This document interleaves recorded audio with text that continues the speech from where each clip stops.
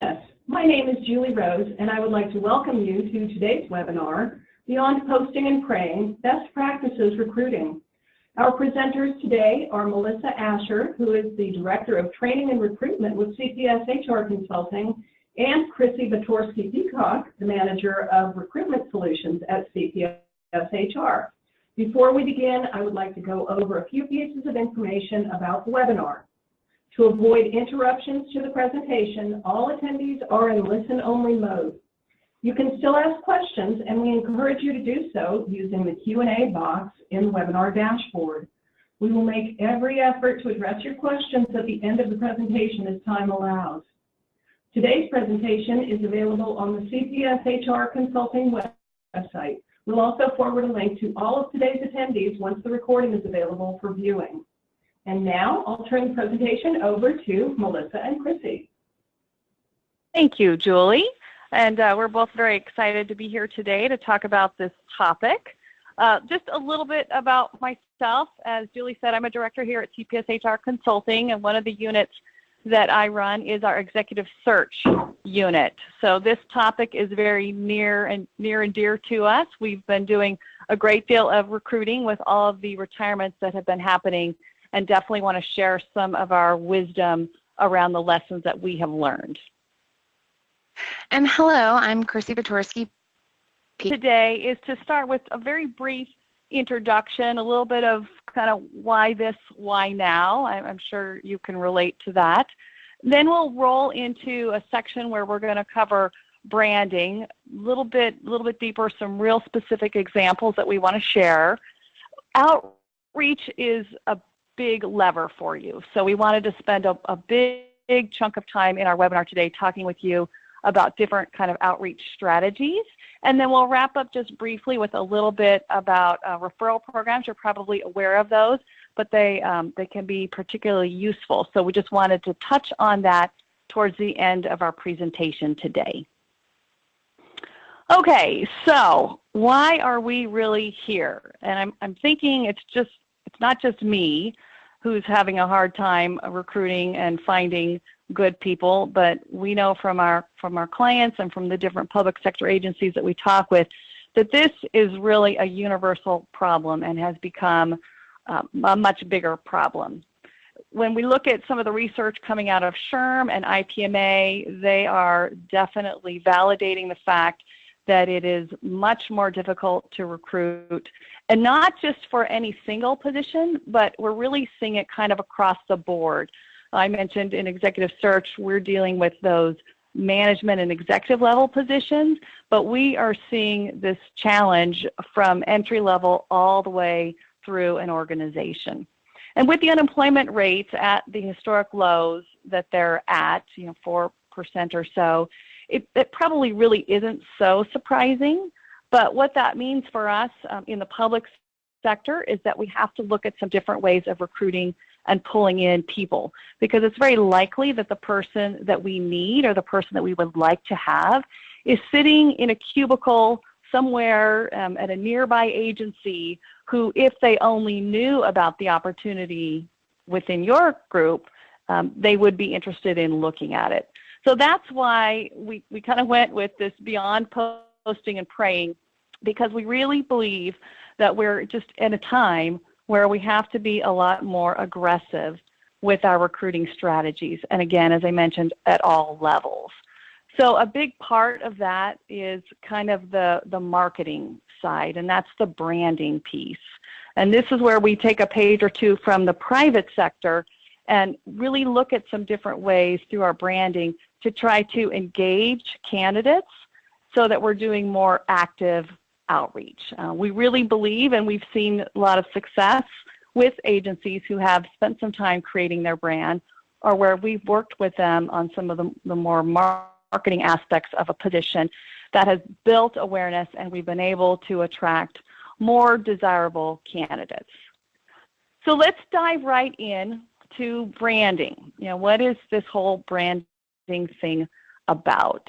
Intuitively, you know, and we're going to test this, and Julie's going to help me test this with the very first brand that we have shown there, and that is Disney. So I want you to use your Q&A pane, the little piece in your dashboard and type in for me, when you think about Disney, what comes to mind? What are some of the things that you think about when you think about Disney? And Julie, if those start coming in, if you would just read those out.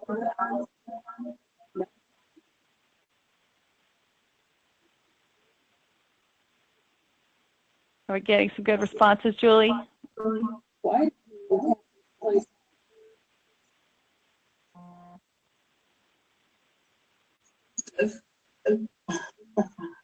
But the theme is happy, fun. Yeah. Yeah. Happy, fun. Mickey. Family. Okay, great. And I'm hearing that I'm not coming through well. Sorry. Okay, well, I think we've got enough to kind of make the point here that universally, when we think of Disney, there are some very key common attributes. There are some very common feelings that we instantly bring to mind when we think about Disney. And they're a great example of a value and brand because they do that. They very quickly bring their message to the forefront of people's mind. They're an example of a brand that's actually pretty simple. It's all about making people happy. And the words that you all came up with, fun, happy, family, Mickey, these are all very happy, very happiest place on earth types of things that come to mind. So very simple. They use a technique where everything ties into this simple notion of making people happy. Google, another very common brand, they take a slightly different tactic, but to accomplish the same thing. Their whole brand, their whole value proposition is organizing the world's information, making information universally accessible and useful. So very clear, very crystal clear. You know, when you go to Google, you're looking for information, you're going to be able to find something that is useful, clear, easy for the end user to connect with. The third example we have there is from the United States Coast Guard, and they take yet another tactic. Their kind of value proposition and brand is all about so others may live. So it's kind of an emotive type of a message. It's appealing a little bit more to that emotional side of us. And the other military branches take this to heart as well. You know, the Rangers, Rangers lead the way. They're kind of that elite group that's going to go in some sort of a military situation. Or the U.S. Army, theirs is around this, we will defend. So these are all kind of more of that emotive side to it. But we thought these were three good examples to kind of bring up how these different organizations can take something, a simple idea, or maybe a very clear idea, or maybe something that is more emotive, that elicits some sort of emotion, to really then wrap around their branding. And in doing so, not only are they reaching out to customers, but they're also really sending a message out to potential employees. This is what you can expect when you come to work here. So this good example of how these folks have cultivated their brand. On the other end of this continuum, we have some brands maybe that haven't been as desirable. The Enron brand. So I'm going to ask again out there to use your Q&A panel. Who out there, what is Enron? What does that bring to mind for you when you see that brand and you hear Enron? How did that brand strike you? Use that Q&A and yeah. What are we getting, Julie?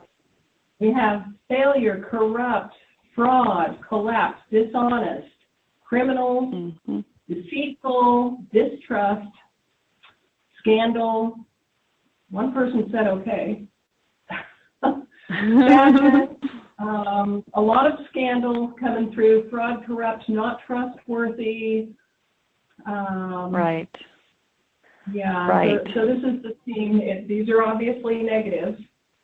Right, right. And that's exactly what we wanted to kind of point out. A brand can be so strong. And Enron was probably a perfectly fine organization. Well, we don't know, but their brand was probably perfectly intact until 2001, when the lack of corporate responsibility, the accounting fraud came out. And now this brand is forever going to be tainted with that particular scandal. And you all just kind of reinforce that by putting down what your thoughts were on this brand. They actually don't exist anymore. All of Enron has been sold off. I doubt that they could have continued under that current brand, even if that company had somehow remained intact. And that leads us to another interesting example, which is Comcast. And so disclaimer, I'm not going to, offend anyone who's a big Comcast fan. This is just really more about the branding side of it. Comcast, years past, was not known to have the best customer service. And they rebranded around 2010, and you'll probably recognize this name, to Xfinity. Now, that wasn't all of Comcast, but a big chunk of the Comcast piece was rebranded to Xfinity. And although they didn't say that was in response to backlash on the brand, it certainly had a different flavor when you saw Xfinity versus Comcast. And then most recently, Comcast actually bought NBC Universal. And what you see at the bottom of the screen there is their brand new logo, how they are currently being branded out there. And it's very interesting to see that they kept the peacock. And the type, even the type, I mean, the whole thing gives a completely different kind of look and feel. It says more entertainment now versus, this cable company where we've had these negative customer service experiences. So it's very interesting to see the power of the branding. And so think about then the people who you want to bring in and have work at your organization. When they look at and think about your organization, what kind of adjectives do you think come to their mind? And maybe you probably haven't thought a lot about your brand, or maybe you have, and you've got some nice pieces out there on your website which talk about probably your purpose and who you are and things like that. How can you really strengthen that? Because if you don't, or if you don't spend much time thinking about that, I guarantee you still have a brand that's out there, but you might not be controlling it, or it might not be exactly the brand that you want it to be. And it is sending a message out to, again, not only your customers, but those folks that you might wish to have come and work for you. So when you're thinking about your brand, some things to really consider are tapping into your purpose and your mission. This should be pretty easy for us in the public sector because we have very strong purposes and very strong missions that are all around usually serving the communities in some way. So really tapping into that and really trying to define yourself by those aspects, the purposeful, the mission-driven aspects. Sometimes to get to the heart of that, it's good to do some internal research. And by that I mean asking your employees. Ask the employees who are engaged, what do they really enjoy about working there? What's great about your agency, your department? Even doing some external research, finding out what do the people you serve, what do they think about your brand? What do they value most? When they think about, the city or the county or the State Department, what is it that first comes to their mind? And even if it's maybe an answer we don't want to hear, it's better if we know what they're thinking, because then we can work on our messaging out. Brands are not static, like we talked about with Enron and Comcast. This is not necessarily a static thing. They can be changed. We can we can put a new message out there to attract folks. And then those first three really get you to what is the employee value proposition. So if you communicate, what is special and what is unique about our organization, why should someone come and work here? Why should someone want to come and work with us day to day? What are the projects that we're doing? What are kind of the cool things that they could be a part of if they came and joined us at our organization? So I broke this down into really 2 steps. What we were talking about there is step 1. What's desirable about your organization? What's different about you? What sets you apart? What's interesting and what makes your organization unique and important for the work that you do or the people that you serve? Once you get very clear on that, and this should be kind of a fun, uplifting exercise, you want to get that very clear because then you can attract people who are interested in that. So a little bit of your work on the recruiting side gets easier. Then that's kind of that fit piece. You'll already be broadcasting out what type of an organization you are, what you value, how you serve people, and then you will bring in people who say, yeah, that looks like something I would really be interested in. So, and we've been talking a little bit more generally about, I think, the general picture of branding, what's on your website, what types of communications go out, how are you highlighting what you do. But I would ask that you extend this concept down into the application process, because this is the first time someone may actually be interacting with your organization.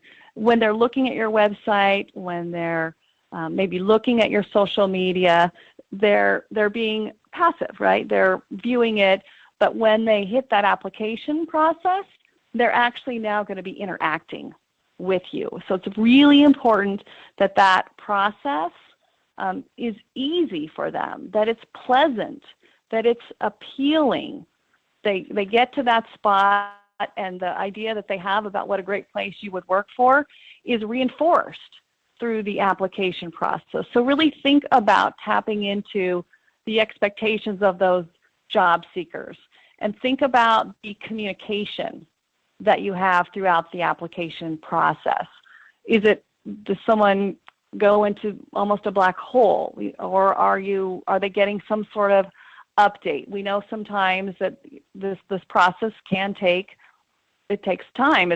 We're not going to probably issue a job opening and then a week later close it. There is going to be some reasonable period of time where the process is going to be running its course. What type of communication is going out to keep that applicant actively engaged? And a really good way to do that is using some sort of electronic applicant tracking system, if you can, to automate some of these functions and to speed up the process. So I really urge you to think about this branding concept and bringing it down into and throughout your whole application process.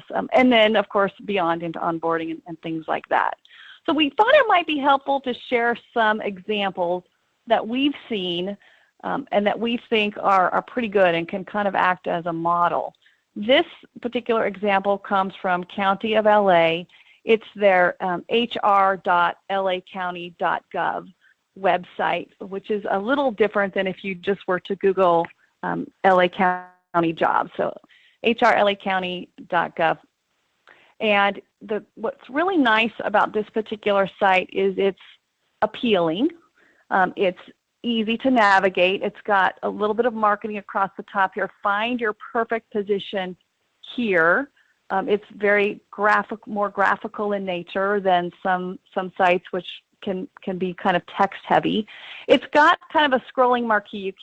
It's not scrolling, this is a flat screen, but the positions in red, disaster services analyst and building inspector 2, that's actually a scrolling marquee with different job postings. So it's kind of interesting to kind of watch that scroll through. You can search by title, you can find job descriptions, and then over in the corner you can see you create a little profile. So you want to capture people. If they are interested in working for your organization, have them create a profile. So now it makes it even easier for them to apply for different positions. That's one of the beauties of the public sector, so many opportunities across different departments.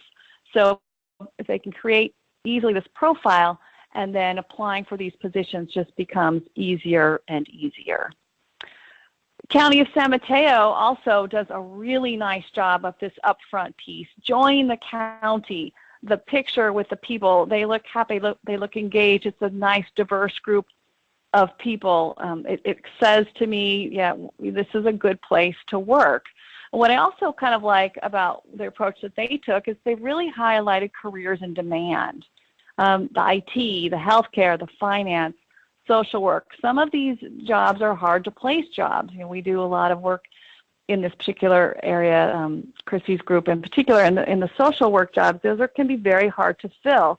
So they're putting that right out up front. You know, these are in demand, and then they've backed that up with a page that says, well, what makes it special to work here? What's special about that? And highlights the service aspect, the opportunity to grow. So a really nice job of making it attractive and easy. There's a button, search all jobs, trying to really make it as simple and appealing as possible. The City and County of Denver is another great example. This is a much larger organization, a fairly large organization, and when they recently rebranded, they looked at rebranding for 3 different audience groups because they wanted to target job seekers, you know, people out and about. They wanted to target currently employed. So that's that passive workforce, those people who are already working somewhere and may not know that there's another opportunity that they would be interested in. So how do we get to those currently employed folks? And then lastly, they also wanted to spend some time with those they called establishing career, or their current CCD as City and County of Denver employees, because they wanted those people to grow and develop and to move either laterally or upward within the organization as well. So they really took quite an analytical approach to segmenting the different markets that they were targeting based on either the job. Usually it was based on the type of job, entry level versus more of that supervisory middle manager rank. What they found, they did a lot of research. They actually went through that process where they did some of that, the internal research and the external research. And some of the things that they found that all people believed was that there was a great culture at the City and County of Denver, that people really perceived a sense of camaraderie that was attractive, that there were careers that could put them kind of in the center of a lot of action. There was a lot going on at the city, and they could be part of that if they joined that workforce. And that working for the city was exciting. So they took those kind of core messages and they slightly tailored to the different markets. So the first bluish block there, be a part of the city that you love, was a message that they sent out everywhere. That was just something that resonated across the board. What they did for the new employees is that second box, which said, now is your chance to make a difference in the city that you love. So kind of really trying to appeal to the person who hadn't had experience there. Now is your chance. Come join us. What they did with the young professionals, or those folks, those passive candidates who were employed but they wanted to attract, was, you love Denver, we'd love to have you. So just subtly, like, come join us. You're here, you're loving Denver, life is good, it could be even better, you know, if you'd come join us, and we would love to have you. Very welcoming. And then the last was more for those folks who were already employed by the city, those established in their career. Do work that matters in a city that you love. So you can really see how this thread of being a part of something in a place you love, making a difference, they really utilize all of those messages, but had just slightly different nuances when they were targeting a specific age group, or more really like entry career versus more middle career types of folks. very effective. Another thing they did very well is they really enlisted everyone as an ambassador. So I love this picture, this gal in her yellow rain slicker, and her shirt has hashtag where Denver works. And her blue cup there has a similar type of a message. They took that branding and they put it everywhere, and they proliferated it. They sent it out on T-shirts, on cups, and so employees were really encouraged to be proud and to wear that and be ambassadors. So people, when they were out and about, might ask a current employee, "Oh, I see you must work for Denver. What's it like?" And instantly, everyone now can be the ambassador to pull in and build that awareness around the great job opportunities and the work that they do. I also added something that the city of Riverside does. We do some work with them, and I notice on their email signature, when I get emails from their employees, they have that little banner. It almost looks like a banner ad. They put it at the bottom of their email signature. Again, it's very appealing. It's kind of interesting. Explore Riverside. That's interesting. Learn more. When you click on the Learn More, it brings you to a nice page that has 4 blocks, and I put 2 of them in there: Life in Riverside and Careers with the City. So even if I'm a passive job seeker, I'm not really thinking about a job, but I happen to click on that and I open up, oh wow, Life in Riverside. Oh, I didn't know all of these things were there for me to do in Riverside, and I didn't know about all these careers. Let me take a look at that. It's all about kind of tapping into that audience who we probably haven't had as much of an opportunity to tap into as we do now through these types of electronic means. Last one I'll share is with the County of San Mateo. And what's nice about this one and how this kind of ties in, we looked at earlier their kind of entry point where you can learn about jobs.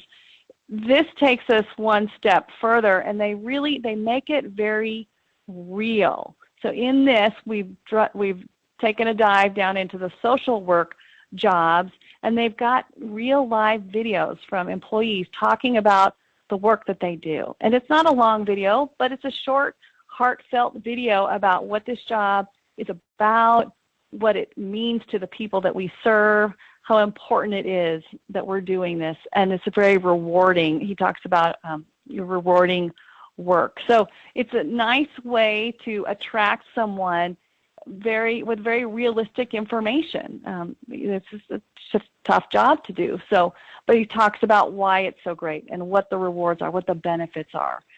Very good way to get out information and build awareness, making it very real. So I wanted to run through those examples because I think they're very helpful to give you an idea of what some of the more effective things that we're seeing out there are.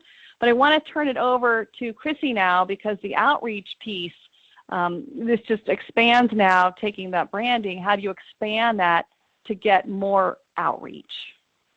Thanks, Melissa, and that's exactly correct. So now that we've talked about, how to build your brand and really attract candidates to your agency, how do you go about really delving into that outreach? And so we're really going to take some time to talk about both familiar and new ways to source, network, advertise, or leverage your social media to really cast that wider net of candidates. And when we talk about sourcing, one of the things that we have found is really building this sourcing pipeline. One of the statistics out there says that 37% of talent leaders believe that sourcing will become the most important source or tool used in hiring.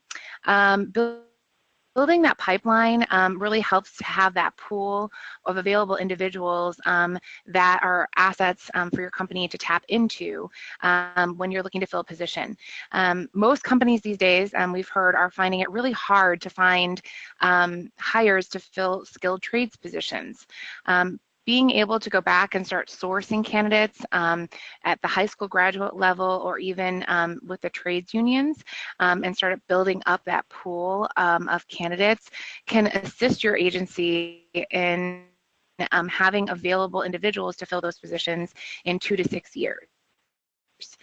So this concept of starting to really source to build your pipeline of candidates seems to be becoming more and more popular in terms of those hard to fill positions, especially in specific areas like the skills trades.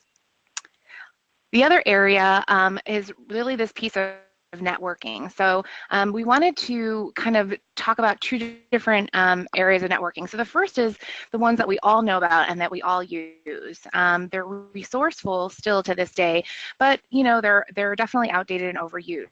So those connections with professional associations, minority associations, educational institutions, veteran organizations, unions, and then of course the maybe not, but I think most people dread the job fairs. And what we found is that the job seeker attendance to job fairs has severely declined over the years. And so what's a new and fresh way to kind of replace that job fair concept with a different networking tool? And what we found is that there's this new concept out there of meetups. It's actually a website that you can go to, www.meetup.com, which we have on our slide. And it's really the ability you can connect with anybody on any topic, but a lot of companies are using this to meet up with job seekers in a casual, neutral setting where you can network with these candidates, discuss what your company is about, what positions you have open or coming down the pipeline, and really seeing if that candidate has the right skill set or match to the available positions that you're looking to fill. It also gives the job seeker an opportunity to really be outside of that formal setting of an interview and speaking with somebody from the company about what the company is about and what the company culture is like, to give them a better feel for if your company is really the right fit for them as well. So this we've heard that this is really up and coming and becoming a definite replacement of the traditional job fair that we're used to seeing when networking or recruiting for candidates. So moving from networking, we have a couple of slides about different techniques for advertising. So again, now that you've had your brand, how can you get your brand and your agency out there? And so we kind of developed 3 different levels of advertising. Some may be familiar, some may be fresh ideas for your organization. But the first one we wanted to discuss is really this concept of using quick response or QR codes. I'm not certain, I'm hoping everybody knows what that is, but if not, we have a little picture of what that is. So it's those scan tags that you kind of see everywhere these days. If you are not interested in getting any type of data or analytics back from the use of the QR code, you can Google and find websites that allow you to create free QR codes.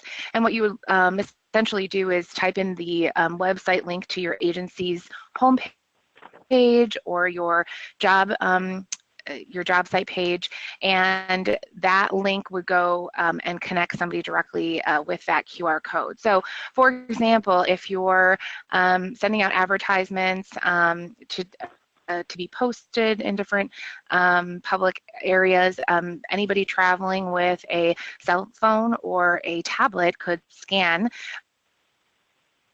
the QR code on the advertisement and get linked directly to your homepage or your specific job, and be able to start the application process right there. So, going back to what Melissa was saying about the ease of applying, how much easier is that? You take out your cell phone, you scan this, and you're right there at that application. So it's really about getting that easy access for job seekers to your organization and the available jobs that you have.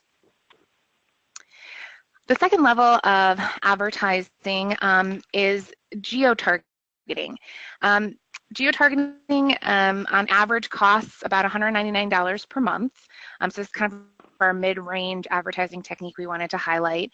And basically, what it does is it delivers your content to users, you know, in your geographical area. So think about when you're online shopping for different things, and then all of a sudden you go to your Facebook or some other social media outlet, and you start seeing these same things that you may have just been shopping for. So that's the kind of same concept of geo-targeting. It allows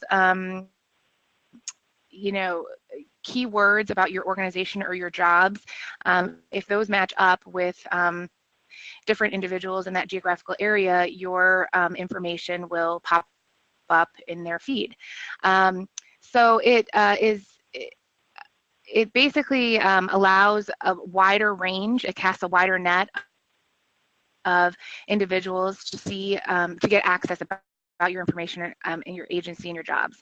And then with some of these,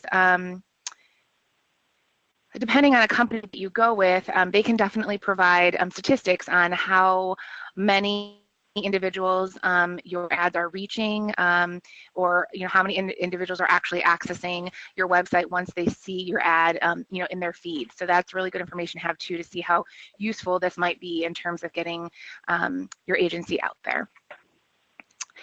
And then the third area of advertising we wanted to highlight was you know, advertising with public transit.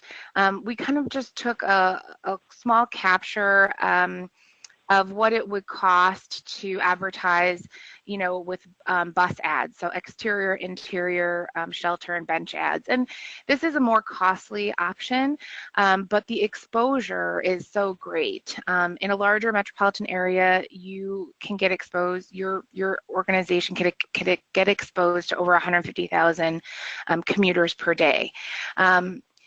The awesome thing about this is tying back into our first advertising technique, which is the QR code.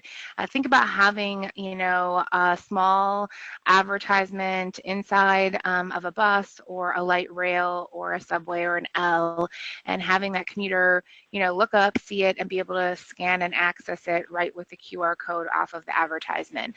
You know, again, that's just, first of all, getting that wider exposure of diverse candidates in the area that you're looking to target, and then also that ease of applying to get applicants directly to your agency site, and you know, them not having to do really any heavy lifting to get there.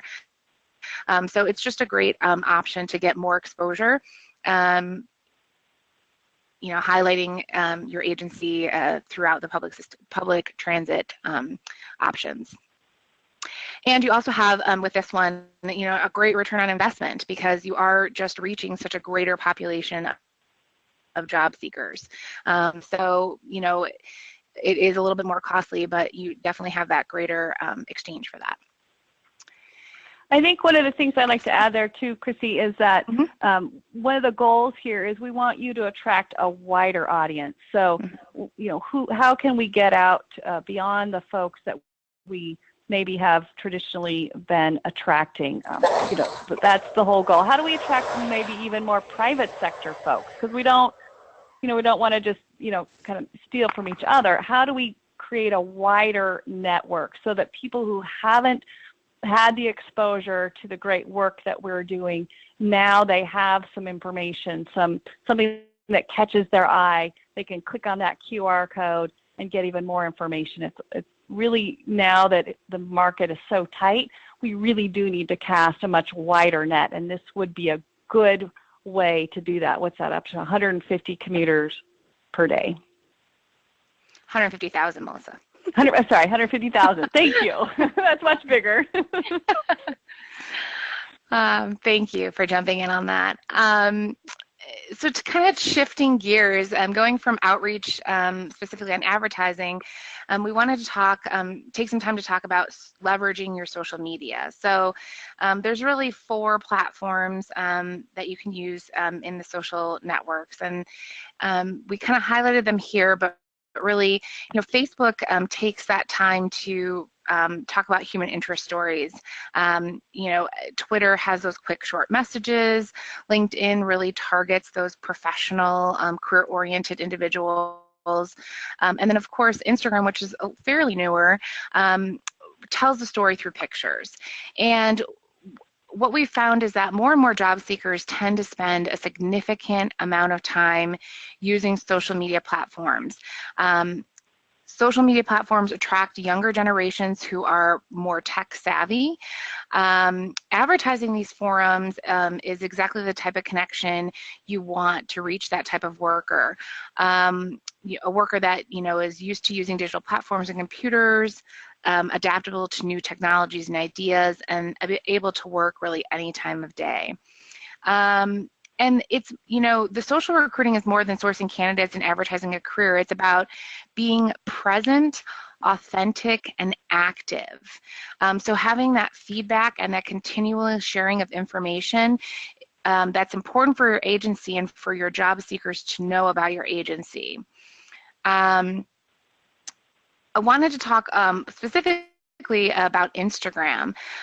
So while this Instagram may not be best for every company, 123 companies in the Fortune 500 currently use Instagram regularly, and it allows this unique insight into the functioning of their organizations and to be able to really target creative talent.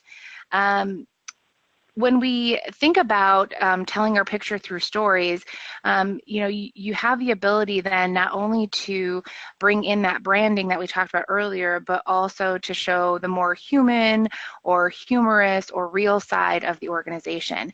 And I wanted to highlight the city of Chicago and their police officer recruitment efforts because they really took their Instagram campaign and went wide with it in terms of their brand and their tagline. So they came up with this "Be the Change" tagline, and so they used their Instagram account to really take these professionally designed brochures or recruitment advertisements using their "Be the Change" motto and kind of flood their Instagram. But and so as you can see, the first advertisement on the left side talks about be the change and what the position is really about. And I'm sorry, Melissa, if you can flip to the next slide because they're kind of a little bit toggling back and forth. They took that same be the change and they also used it for fit for the change and prep for the change, or prep for change, sorry. And so fit for the change was an opportunity for these job seekers for the police officer position to come and prep for their power test. And then, which is, I'm sorry, the police officer wellness evaluation report. And then the prep for change was an opportunity for potential job seekers to come in and prep for the written exam. And so they kind of kept that theme going through. So be the change, fit for change, and then prep for change. And not only did they use these very obviously professionally designed pieces of collateral, but then in between, they also provided a real life example, as the picture on the right shows, of a potential job seeker participating in the Fit for Change. So it really drove home this ability to tell the story through pictures, to attract the different job seekers that they were trying to target, to really get them inspired about this opportunity. And from talking about Instagram, we wanted to take some time to focus on Facebook launches with new companies. And so the city of Denver launched their Facebook ad after they redeveloped their brand. And these statistics are from their launch. And so basically, as Melissa had highlighted, they chose different areas to target. So that current employee, the new job seeker, and with that, they also use those same methods with their social media platforms to target different groups. So with their Facebook ads, their target was really to attract that range of the 25 to 34-year-old audience. And they found that once they launched, they had over 21,000 impressions and over 300 clicks. So they felt like that was definitely a success with launching this Facebook ad for that group. And similarly with their LinkedIn ad, or with their LinkedIn account, they also they wanted to, again, this was where they wanted to target the more seasoned job seekers. So those individuals that were professionally established. And again, with this, they found that they had gotten over 96,000 impressions, over 200 clicks, and over 115 active engagements, which is really impressive, you know, once you're launching your different social media platforms. So in both of these cases, the individual groups that they decided to target with these different social media platforms definitely benefited them in both cases. And it really highlights yeah, I'd like to just add, it really highlights that upfront process where you kind of think through who is your targeting, what are the jobs. If you really are looking for maybe an entry-level person that's 25 to 34 group, you know, Facebook might be a platform that they frequent more than, say, LinkedIn, where we tend to see folks who are, as Chrissy said, more established in their careers with those types of accounts. And LinkedIn and Facebook, but I know LinkedIn for sure has a very robust way of pushing job opportunities out to people. It's kind of the automated algorithms that kind of run behind the scenes. So when you have your position, think about, you know, what type of a person are you looking for? Are there different mediums where they are going to be more likely to attend? Meetups, I think, are a great one too. You know, that's who probably IT professionals might be a little bit more familiar with those. It kind of reminds me of those labs as well, where people go and kind of those learning labs with technology. So maybe that's a good place to post that job, where perhaps another job, you know, it's just not going to be as prevalent for that particular audience to find your announcement in that particular spot. So that's what we really wanted to highlight here. Think about these different social media channels, who is frequenting those channels, and then for your particular job, choose the channel that has the highest likelihood of attracting the person with the type of experience that you're looking for. Thanks, Melissa. That's a great closure to the whole outreach section that we were talking about. The final section that we really wanted to take just a few minutes to discuss is referral programs. And so referral programs or incentive programs have been around for a long time, but we wanted to really hone in on the fact that, you know, research shows that a referral has a 46% retention rate after 1 year and a 45% retention rate after 2 years, which is about 15 to 20% higher than hires obtained from other sources. And so a referred hire is definitely a better hire and a longer retained hire. Employer referrals have the highest applicant higher conversion rate. Only 7% of employees who are referred apply, but this accounts for over 40% of all hires. Those who are referred have greater job satisfaction, and which ultimately leads to longer retention. 67% of employers and recruiters have said that the recruiting process with referred hires is shorter, and 51% have said it's less expensive to recruit you know, referrals that are hires. And so, you know, how do you really build a referral program? You know, we know that referral programs are effective, but they do have a cost associated with them. It is a low cost, it's not free, but relatively lower than, you know, some of the advertising options you have out there. So some incentive and rewards that are pretty common are offering a comp day, some type of monetary reward, such as a gift card, donation to the employee's preferred charity, or advanced additional vacation days. So really developing an incentive or referral program that works for both the employee who provided the referral and then the actual referral who was hired and stayed on. So, building in a grace period, maybe considering 2 levels, a small incentive at the time of hire for both employees, and then an increased incentive if that hire stays on for 90 days or 6 months. That last option of offering an advanced additional vacation days, when we talk about the fact that the unemployment rate is at its lowest, and how do we, attract those candidates in other agencies that are not hearing about our opportunities. Some of the times we don't, those individuals are hesitant about leaving their current agency because, they've built up seniority and, this bank of vacation time. So being able to potentially offer, advanced or additional vacation days without having to wait for that to, rebuild up or rebank can definitely be an incentive to attract that employee from another agency.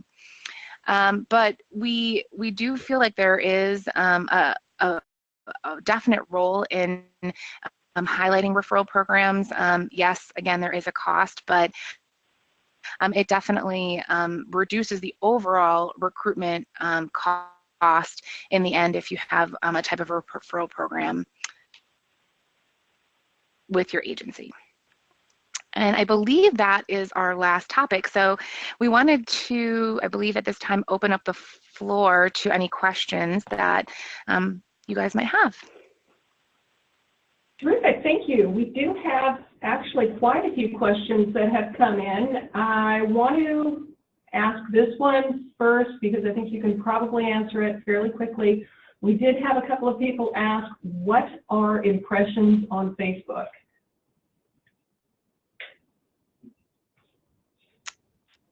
The impressions. Yeah, well, I believe they are. That's the tracking, the tracking, Right. Who's going, who's looking at it, likes, the ways that they're, yeah, exactly. Go ahead, Chrissy. No, I was just going to say just the activity of the users on your site. So as Melissa was saying, clicks, likes, different, that's what it tracks. That's what those impressions are. Okay, terrific. Thank you so much. So next question, what are the core KSAs of a recruiter? What skills are transferable, and what's the best way to enter the profession? Ooh, we can probably tag team this one. I can start. I think the good news is that a lot of the skills are transferable because I think there's quite a few soft skills that are required for a recruiter. Definitely the people skills in terms of some relationship building, communication skills, and by that I think a core one is listening, because the recruiter is needing to really understand what is needed in a particular job and then able to translate and understand those needs so that when they're talking with candidates, they can really discern who has the type of skills, not only the hard technical skills, but also those softer skills that we need for job fit. I would start there. Chrissy, what would you add? I think that also just that, ability to really, I think tying in with listening, but being able to work with, building those client relationships, so maybe even a little bit of sales kind of background. So, being able to build those client relationships, understand those clients and the needs they have in the recruitment area, and then being able to partner with them to find resolutions and to, be able to work with them to fill their positions more efficiently and effectively with quality candidates. So I think, some experience in that, building of relationships and, understanding the client needs is definitely a skill to have. I would add one more that maybe people don't think about very often, but it's this idea about being curious, and it becomes more and more important as the job market gets tighter and tighter.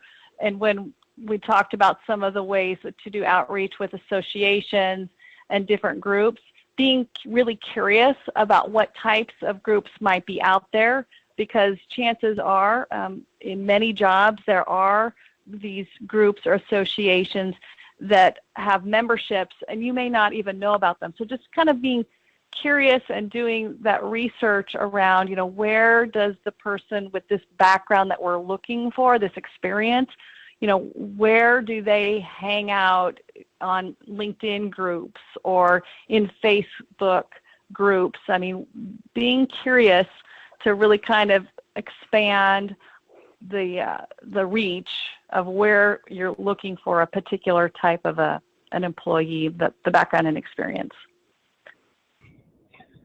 Thank you. So I have actually a couple of questions that I'm going to combine into one because they relate to each other. One person asked, what can be done if you have a small budget? And another asked for some ideas to get the really cool branding done with a tight budget, and asking specifically, did Denver, Chicago, and some of the other examples use internal resources, or did they use an external marketing firm? Do you have thoughts on that? I know. Oh, go ahead. Go ahead, Chrissy. Go ahead, Chrissy. I'm not sure about Denver. Maybe Melissa can speak to that. I know that Chicago used both internal resources and an external marketing firm to assist with their development of their brand. I don't know. Same thing, exactly the same with City and County of Denver. They tried to rely more on internal resources, but they did pull in some outside resources too for the collateral pieces. But I'll tell you, there are some tools out there. I don't know if anyone has heard of the website Canva, C-A-N-V-A, canva.com. is just an amazing resource for a website. It's free. It's got all kinds of templates on it, and you can pull those templates up, infographics, flyers, and repurpose them. You can take the pictures and replace the pictures or replace the text. So I found that to be the low cost. I mean, it's a free version of kind of desktop publishing. If you want to kind of pop some collateral pieces that are more graphical in nature, that's one particular resource. And a lot of times, and at CPS too, we might use some local resources, a marketing or a graphics firm, or maybe just a freelance type of person who can do those types of graphical, the desktop publishing types of things, which might be harder if you don't have in-house expertise. But then you take that and you have your in-house recruiting teams, work the social media side of it, or definitely internally you can do the research. The meetup, I think, is a great affordable way that your internal recruiting staff could utilize to try to bring people together and then staff it, as Chrissy said, much like the job fair, but a new, much more modern twist. So those are some ideas. That's great. So tighter budgets are not necessarily going to squeeze out creativity and innovation. Yeah, that's really good to hear.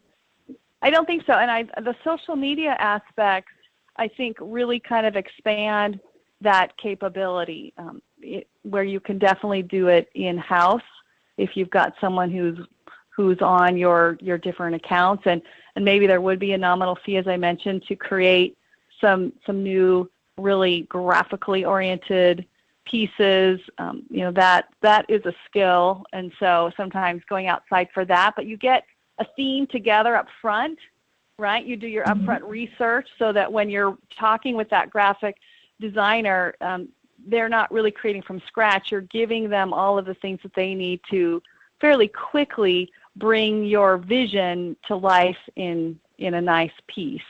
So that helps too, and it serves you better if internally you can do that upfront defining of your brand and get some of those core messages and think about some of those core adjectives. Like, is it warm colors? Is it, colder? Maybe you're a water agency, so you're going to be wanting to use blues and greens. So if you do some of that up front in-house to kind of identify with the mission and your purpose, that will reduce the cost then you have to spend with an outside ad or marketing person. Great information. Thank you. So we are at time now, and I want to thank you, Melissa and Chrissy, for a great presentation, and thank you to everyone who joined us today. We will send an email with a link to the recording and a link to download the slides. Thank you so much for joining us, and have a good day. Thanks, everyone. Thank you.